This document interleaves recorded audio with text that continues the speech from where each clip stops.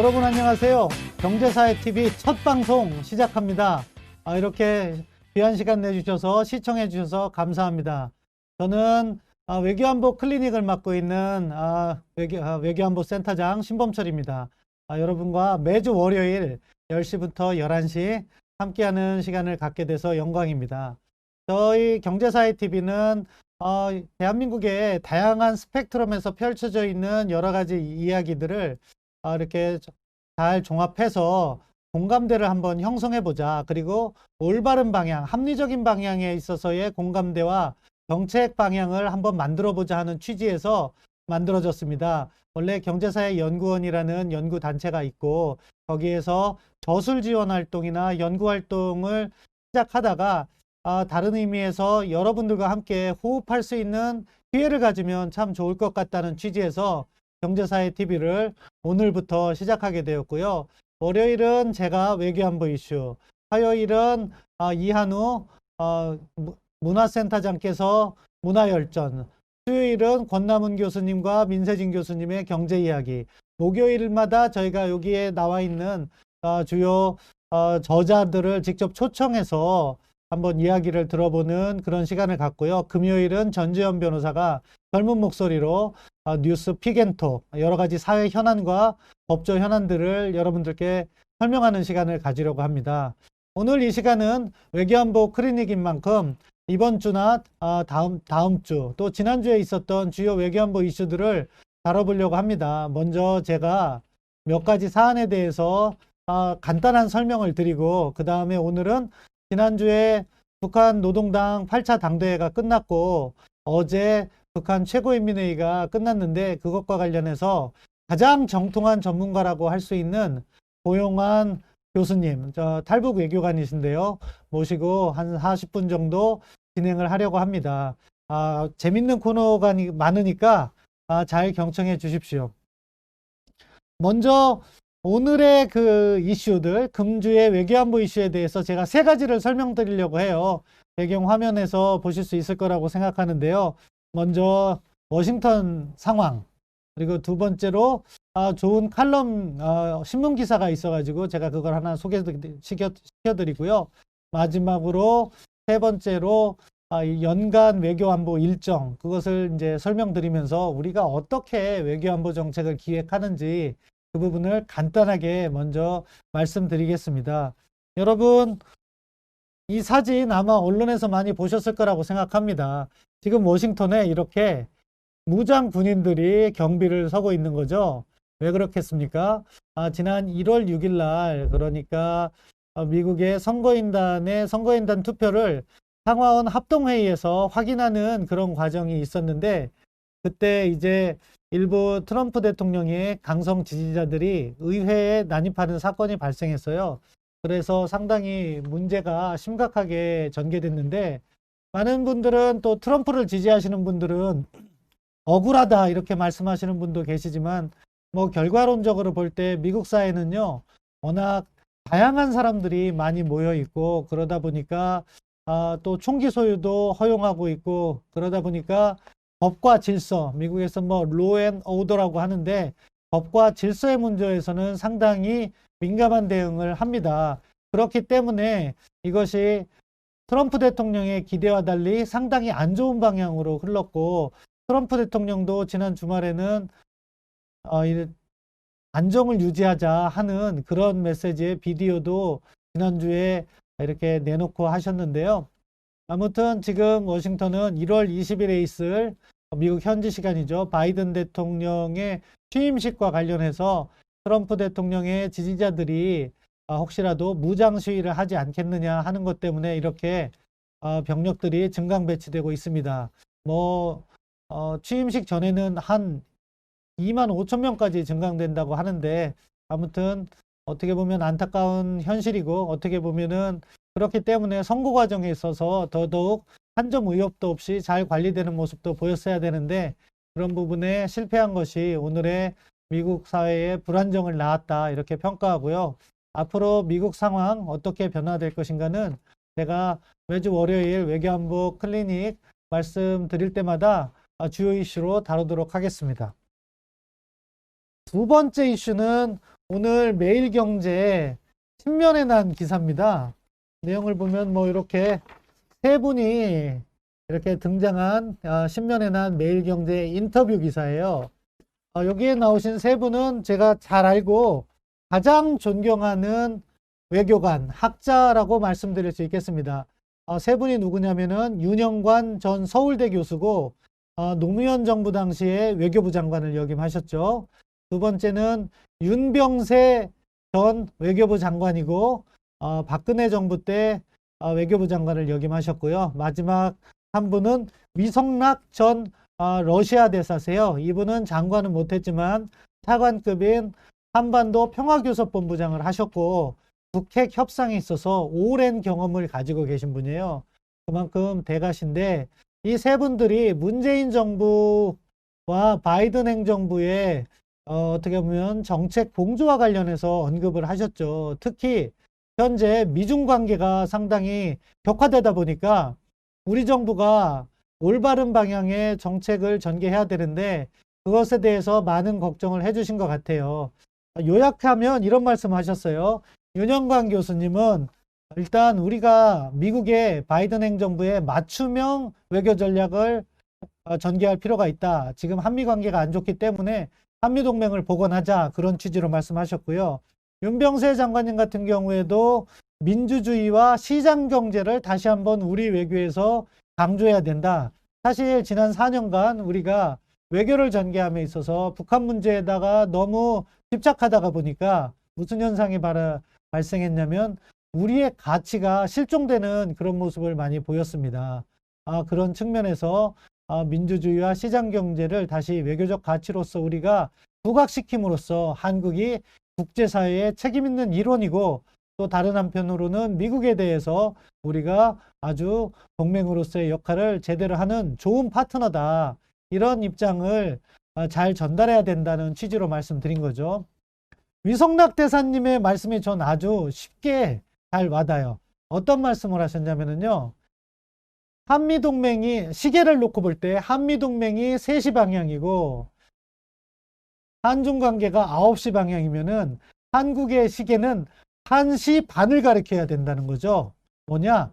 너무 미국하고 똑같이 가면 안 되지만 적어도 1시간 반 정도의 한 45%개, 50%겠죠? 50%는 더 미국에 기울어져야지, 그래야지 제대로 된 외교를 할 수 있다. 아무래도 최근 들어서 우리가 너무 친중 외교를 하는 것이 아니냐 하는 부분을 따끔하게 지적하신 것 같은데요. 이렇게 정말 식견 있는 전직 외교관 그리고 학자분들께서는 뭐냐, 지금 외교 정책이 갈팡질팡하고 있다. 그렇기 때문에 지금 바이든 행정부 출범에 있어서 우리가 한미 동맹을 조금 더 강화하는 모습을 보여야 한다. 그런 말씀을 해주고 있으신데요. 매일경제 이렇게 홈페이지 보시면 잘 나와 있으니까 자세한 내용은 인터넷 검색하셔서 읽어보시면 좋을 것 같습니다. 앞으로도 매주 그 주에서 가장 의미 있는 기사 제가 한두 개 뽑아서 여러분들께 소개시켜 드리도록 하겠습니다. 댓글 보니까 구독, 좋아요 눌러주세요 했는데 신혜영 선생님 감사드립니다. 예. 그리고 오전 8시부터 11시까지 고정 채널이라고 해주셨는데 감사합니다. 고성국 채널 TV 보신 다음에 이쪽으로 넘어오신 분들 많으신 것 같은데 저희도 아주 의미 있는 방송으로 여러분들께 많은 정보를 드리고자 합니다. 저희는 뭐 구체적인 정치 이슈보다는 각각 분야에 있어서 국정의 각 분야로도 할 수 있겠죠. 각 분야에 있어서 좋은 정보들을 여러분들께 전달해 주는 게 기본 목표입니다. 그래서 믿을 만한 신뢰 있는 정보, 그리고 외교안보, 경제, 사회, 문화, 정치, 그리고 법조까지 다양한 문제들을 일주일 동안 요일을 바꿔가면서 다뤄보려고 하니까요. 계속해서 시청해 주시길 바랍니다. 마지막 이슈는 여러분들께 PPT로 설명을 드릴게요. 이것은 2021년 월간 외교안보 이슈입니다. 그러니까 제가 국가기관, 국책연구기관, 한국국방연구원과 국립외교원에서 연구원 생활과 교수 생활을 했었고, 국방부에서는 장관 정책보좌관을 해봤었고요. 그리고 외교부에서는 정책기획관을 했었습니다. 그런 커리어가 한 24년, 23년 그렇게 되는데 그때마다 매년 초에는 무슨 일을 하냐면요. 그 해에 있을 외교안보 이슈들을 잘 점검해서 미리 계획을 세우고 어떻게 능동적으로 대응할까 하는 그런 계획을 세우고 검토하고 그러면서 정책을 조정하고 그런 일을 맡아왔었어요. 그런 취지에서 이것이 올해 첫 방송이고 첫 외교안보 클리닉이기 때문에 여러분들께 올해 한 해 외교안보 이슈들이 어떻게 전개될 것인가 하는 흐름을 말씀드리고자 제가 이 프로를 이 코너를 만들어 봤습니다. 여러분 이제 PPT 보시면 잘 아시겠지만 1월 달에는 북한 8차 당대회와 최고인민회의가 있었죠. 그렇지만 지역 및 글로벌 차원에선 바이든 대통령 취임이 있습니다. 바이든 대통령 취임사에서는 사실은 북한이나 한반도 이슈가 많이 다뤄지지는 않을 거예요. 왜냐하면은 주로 미국 국내 정치 이슈를 다루죠. 그렇지만 2월 달로 바로 넘어가면 지금 날짜는 아직 확정이 안 됐더라고요. 2월 초에 바이든 대통령의 의회 합동연설이 있어요. 거기에는 대외 정책 이야기를 하기 때문에 대북 정책 메시지를 뭐라도 내놓을 겁니다. 그럼 그것이 북한이 그것을 보고 있다가 그것을 받아서 도발을 할 것인지 아니면 더 기다려 볼 것인지 접근을 할 거예요. 그렇기 때문에 한반도 상황이 2월 달에 상당히 급변할 가능성이 있다 이렇게 보이고요.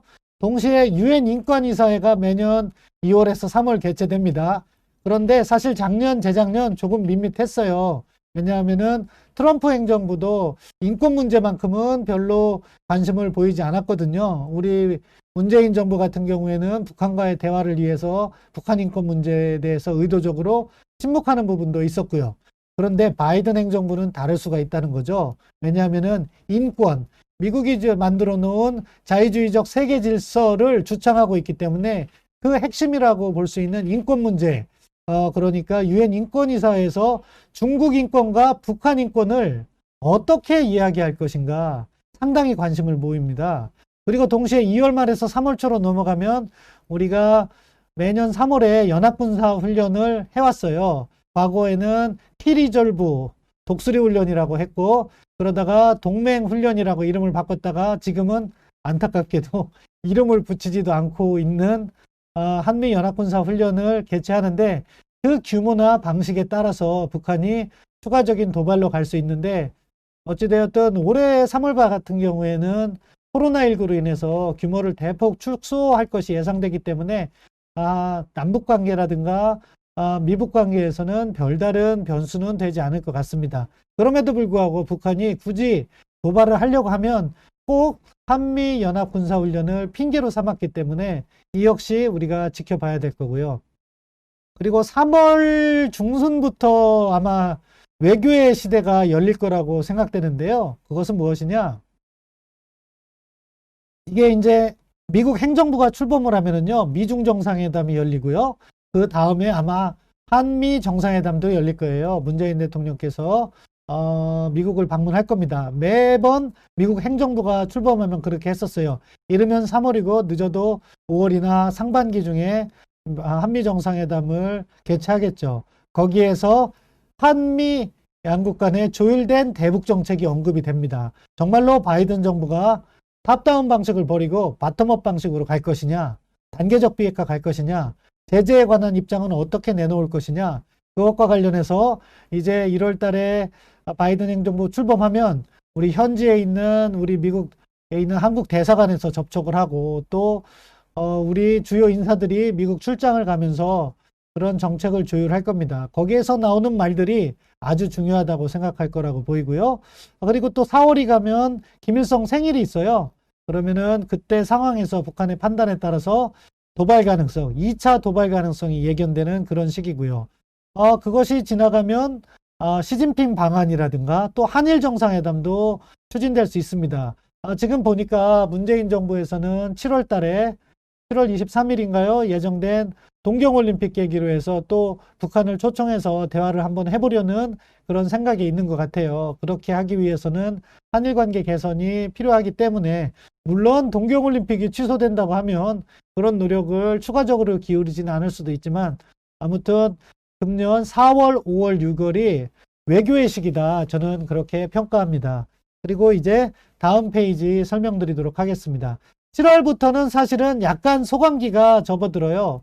7월 달에는 무슨 일이 있냐면은 8월에 있는 연합군사훈련 때문에 7월 달에 북한이 과연 도발로 갈 것인가 아닌가 그 부분과 관련해서 의견을 갖다가 개진합니다. 그래서 그 당시 이제 7월 달에 노동신문이라든가 또는 북한의 대외 매체, 우리민족길이라든가 그런 것들 갖다가 이렇게 보면은 북한이 어떠한 생각을 할 수 있나 그런 걸 읽는데요. 아무튼 동경올림픽에 대화를 하는 분위기로 가면은 그것을 준비하기 위한 북미, 미북 고위급 회담 가능성이 있는 것이고 남북미 회동 가능성도 있다고 봅니다. 그렇지 않을 경우에는 연합군사훈련을 핑계로 대서 거기에서 도발로 갈 가능성이 있는 거고요.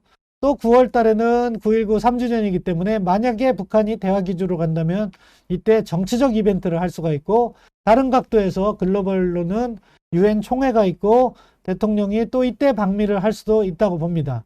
그리고 10월 이후에는 다자 외교의 기회가 열려요. 그래서 이스트에이시아 서밋이라고 하는데 동아시아 정상회담인데 트럼프 대통령은 동아시아 정상회담을 한 번도 참석하지 않았어요. 반대로 오바마 대통령은 매번 참석했어요. 한 번인가 빼고요. 바이든 대통령은 이거를 갖다가 자신이 동맹들과 우호국들과의 연대를 강화하겠다고 했기 때문에 반드시 참여할 것 같습니다. 그럼 이때 새로운 외교의 기회가 열릴 테고 북한이나 문재인 정부로서는 또 7월 달에 동경올림픽의 계기로 북한과의 대화를 추진하는 것이 잘 진행되지 않으면 내년 2월 북경올림픽 계기의 대화 움직임을 또 전개할 것으로 보이는데요.